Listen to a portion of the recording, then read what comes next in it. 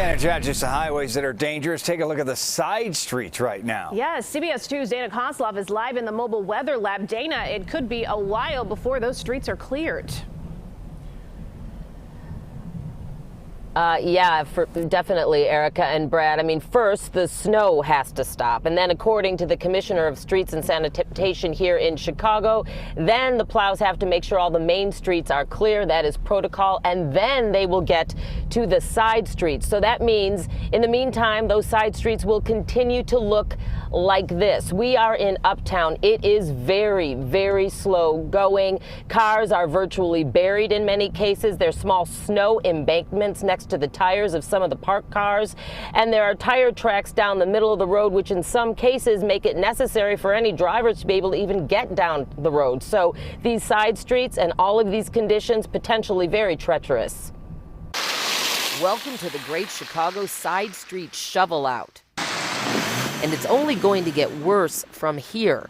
Perla Francisco is already worried about her dad's ability to find a parking spot post-work, and he hadn't even left yet. It's very difficult to find a spot during this harsh snow because sometimes you get stuck. Dibs is the time-honored or reviled Chicago tradition of using anything to save a shoveled-out space.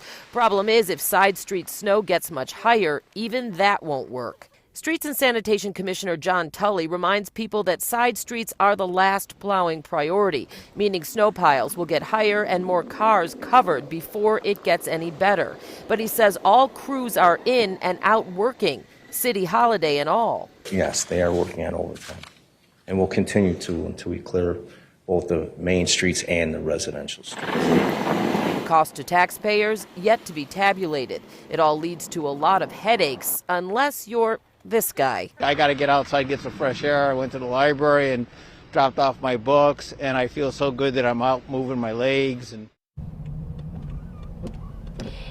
he is definitely a pretty hardy soul. He says he bikes all the time. Biking honestly may be almost easier than driving the side streets right now. Again, it's going to be some time before they get any better. There is one thing, though, at least when all of this is over, there potentially could be talk of city crews moving big snow piles and taking them to a main location, a large location, and dumping them to remove obstructions. That's something that happened 10 years ago when we had the blizzard of 2011. But again, talk about doing that and when that will happen, not for many days, at least at this point. I'm live on the side streets of Uptown. Dana Kozlov, CBS 2 News.